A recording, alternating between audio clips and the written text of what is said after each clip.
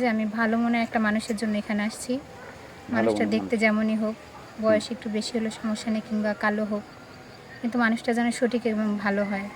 প্রিয় দর্শক, আপনাদের প্রিয় অনুষ্ঠান জীবনের গল্প নিয়ে হাজির হয়েছি। আমাদের ক্যামেরার সামনে দাঁড়িয়ে আছে লাবণ্য আক্তার। তো প্রথমে প্রশ্ন করব, তার আগে জানাই সালাম। আসসালামু আলাইকুম আপু, তুমি কেমন আছো? জি, ওয়ালাইকুম আসসালাম।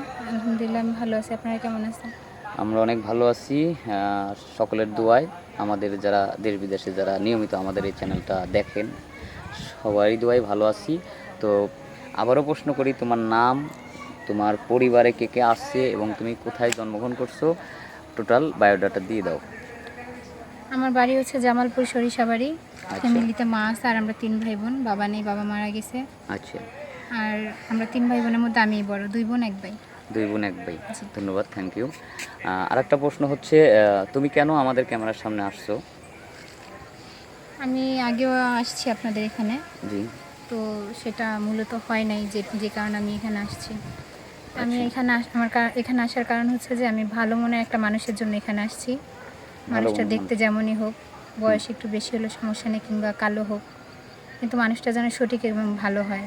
যাতে মানে তোমাকে কেয়ার তার করে, যেন কোনো চাওয়া পাওয়া না থাকে আমার কাছে, এরকম একটা মানুষ। চাওয়া পাওয়া না থাকে, যাতে জি। তোমাকে কেয়ার করে, তোমার আমাকে কেয়ার দায়িত্বটা নেয়, করে এবং আমার ফ্যামিলিকে যেন তার নিজের ফ্যামিলি মনে করে। মনে করে।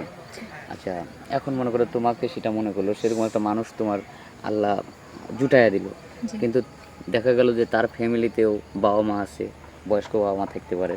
জি। তো সেক্ষেত্রে মানে তুমি তাদের পরিবারের সাথে কেমন আচরণ করবে? আমি তাদেরকে বাবা মায়ের চোখেই দেখবো, ইনশাল্লাহ। তাদের সেবা যত্ন, হ্যাঁ। অনেকেই আছে যে দেখা যাচ্ছে মুখে বলে একরকম করে আর এক রকম, দেখা যায় তার পরিবারে গিয়ে শ্বশুর শাশুড়িকে সেরকমভাবে দেখতে চায় না, মানে শুধু স্বামীকেই সে সেবা যত্ন করতে চায়, কিন্তু তার ফ্যামিলির কারো দায়িত্ব নিতে চায় না। এরকম এরকম কিছু করবে কি না? আজকালকার যুগে এগুলো একটু বেশি হয়, তার জন্য হয়তো মানুষ বিশ্বাস করতে চায় না। জি। কিংবা আমার শিক্ষাটা মানে অন্যরকম। আমার মায়ের থেকে আমি যতটুকু শিক্ষা পেয়েছি, জি, আমার মনে হয় যে আমি আমার শ্বশুর শাশুড়িকে সেবা যত্ন করে রাখতে পারবো, বা ধন্যবাদ। কখনো আমার নামে কোনো রিপোর্ট আসবে না তাদের থেকে। ধন্যবাদ, তুমি আর জি। নিজে মুখে যে একটা জিনিস স্বীকার করছে, এই জিনিস ভালো লাগছে। আশা করি দর্শকেরও ভালো লাগবে যে এই যুগের মানুষগুলি এরকম করে। জি। অনেকেই দেখা যাচ্ছে শ্বশুর শাশুড়িকে সেবা যত্ন করে না, ভালো চোখে দেখে না, শুধু স্বামীর নিয়ে সুখে শান্তিতে থাকতে চায়, এদিক যেতে চায় ওদিক যেতে চায়, মানে তারা হচ্ছে হানিমুন করতে চায়, কিন্তু শাশুড়ি দেখা গেছে বৃদ্ধ, তার সেবা যত্ন না করে, এমনটা কিন্তু করে। জি। এটা বোঝার জন্য ধন্যবাদ। আরেকটা প্রশ্ন হচ্ছে, বা মনে করো তোমার এই ভিডিওটা পাবলিক করা হচ্ছে, হ্যাঁ। পাবলিক করার পর তোমাকে যদি, মানে তোমার সাথে তোমাকে যদি কেউ চায় বা যোগাযোগ করতে চায়, জি। সেক্ষেত্রে তোমার কোনো পার্সোনাল ফোন আছে? আমার হাতে পার্সোনালি কোনো ফোন নাই। যদি যোগাযোগ করতে হয় আপনাদের সাথে যোগাযোগ করে আমাকে পাবে, ইনশাল্লাহ। তোমার কোনো পার্সোনাল ফোন নাই? এই না। যুগে তো আসলে যত নিহিত গরিবই থাক, সবারই কিন্তু একটা ফোন থাকে, তোমার নাই কেন? থাকে আমার না, আমার আম্মুর কাছে একটা ফোন ছিল, বাটন ফোন।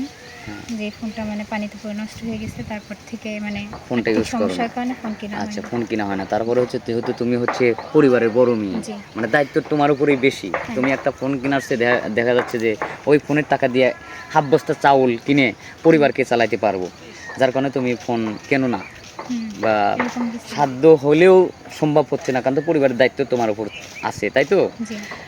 ঠিক আছে, আর আমরা স্কিপ বাড়াবো না, আমরা এখানে শেষ করব। সুপ্রিয় দর্শক, মেয়েটার জীবনের গল্প তো শুনলেন। আসলে অল্প সময়ে অনেক কিছু জানা হয় না, বোঝা হয় না। তো যদি এই মেয়েটাকে কেউ চান, তাহলে আমাদের সাথে যোগাযোগ করবেন। এখানে স্ক্রিনে আমাদের নম্বর দেওয়া থাকবে, হোয়াটসঅ্যাপ আর ইমো দেওয়া থাকবে। কেউ অযথা ভিডিও কল দেবেন না। আর সেই সাথে সবারই শুভকামনা করি, ভালো থাকবেন, সুস্থ থাকবেন। আল্লাহ হাফেজ।